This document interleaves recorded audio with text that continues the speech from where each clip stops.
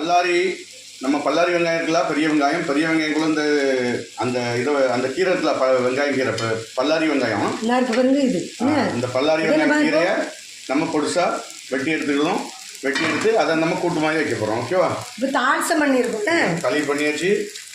தாளசம் பண்ணிக்கிட்டோம். தாளசம் பண்ணிட்டு இப்போ அதில் கடுகு எல்லாம் போட்டு எண்ணெயில் போட்டு தாளசம் பண்ணிக்கிட்டு அதில் வெட்டி போட போகிறோம். என்ன இதை வெட்டிட்டு ஓகேவா? ஓகேவாங்க.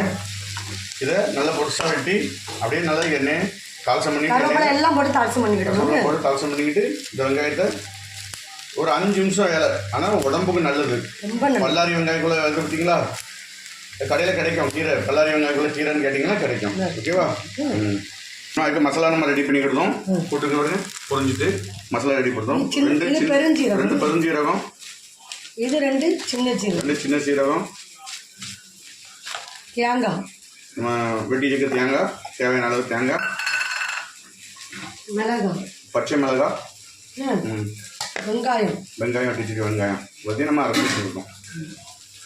2 காயப்பொடி போட்டுக்கிடுதோம் லைட்டாக. ஓகே, 2 உப்பு போட்டுக்கிடுதோம்.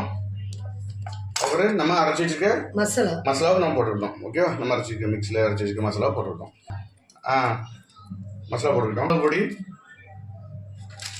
தூள், ஓகேவா? கொஞ்சம் மஞ்சள் தூள். முடிஞ்சு எவ்வளோதான். ஒரு 5 நிமிஷம் வேலை கூட கிடையாது. எவ்வளோ அழகாக வந்துட்டு பாருங்க. சாப்பிட்டு பாருங்க, எவ்வளோ அருமையாக இருக்குன்னு பாருங்க. ஓகேவா? இதே மாதிரி நீங்களும் வெங்காயம் அதாவது வெங்காயம் கீரை இதே மாதிரி நீங்களும் பண்ணி சாப்பிடுங்க. ஓகே, இந்த சேனலை பார்க்குறவங்க சப்ஸ்கிரைப் பண்ணுங்கள், ஷேர் பண்ணுங்கள். நீங்களும் இதே மாதிரி பண்ணிவிட்டு கமெண்ட் பண்ணுங்கள். ஓகே, நன்றி, வணக்கம். அடுத்த வீடியோவில் சந்திப்போம்.